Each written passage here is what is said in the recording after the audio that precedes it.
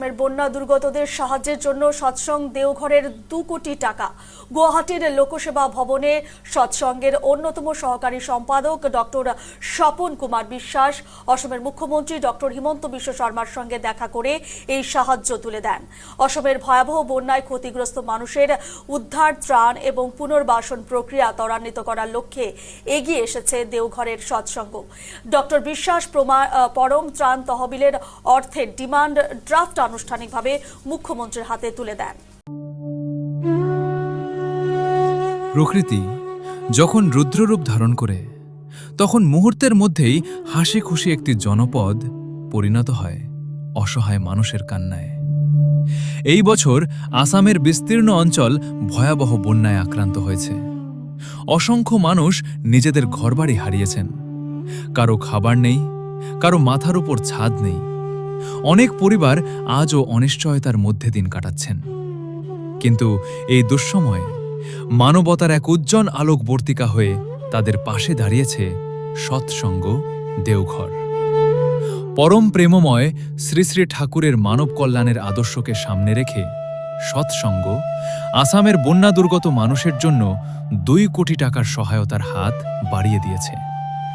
এটি শুধু একটি অর্থের অঙ্ক নয়, এটি ভালোবাসার অঙ্ক, সহমর্মিতার অঙ্ক, মানুষের প্রতি মানুষের দায়িত্বের অঙ্ক। শ্রী শ্রী ঠাকুর শুধু ধর্মের কথা বলেননি, তিনি শিখিয়েছেন মানুষকে ভালোবাসতে, দুঃখের সময় মানুষের পাশে দাঁড়াতে, সেবার মধ্য দিয়েই ইষ্টকে অনুভব করতে। আজ সৎসঙ্গ সেই আদর্শকেই বাস্তব জীবনে সার্থকভাবে প্রকাশ করেছে।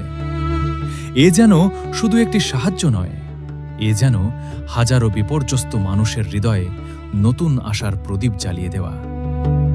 ভাবুন, যে পরিবারটি কয়েকদিন ধরে এক মুঠো খাবারের জন্য অপেক্ষা করছে, যে শিশুটি বন্যার জলে তার বই খাতা হারিয়েছে, যে বৃদ্ধ সবকিছু হারিয়ে নিঃস্ব হয়ে বসে আছেন, তাদের কাছে এই সহায়তা শুধু অর্থ নয়, এটি নতুন করে বাঁচার সাহস। এটাই পরম প্রেমময় শ্রী শ্রী ঠাকুরের শিক্ষা। মানুষের জন্য বাঁচো, মানুষকে বাঁচাও, মানুষের দুঃখে নিজের হৃদয়কে কাঁদতে শেখাও। আজ আমাদের প্রত্যেকের কাছেই একটি প্রশ্ন, আমরা কি আমাদের সামর্থ্য অনুযায়ী কোনো অসহায় মানুষের পাশে দাঁড়াতে পারি না? একটি ছোট সাহায্য, একটি আন্তরিক ভালোবাসা, একটি সহানুভূতির হাত হয়তো কারো জীবনে নতুন সূর্যোদয় এনে দিতে পারে।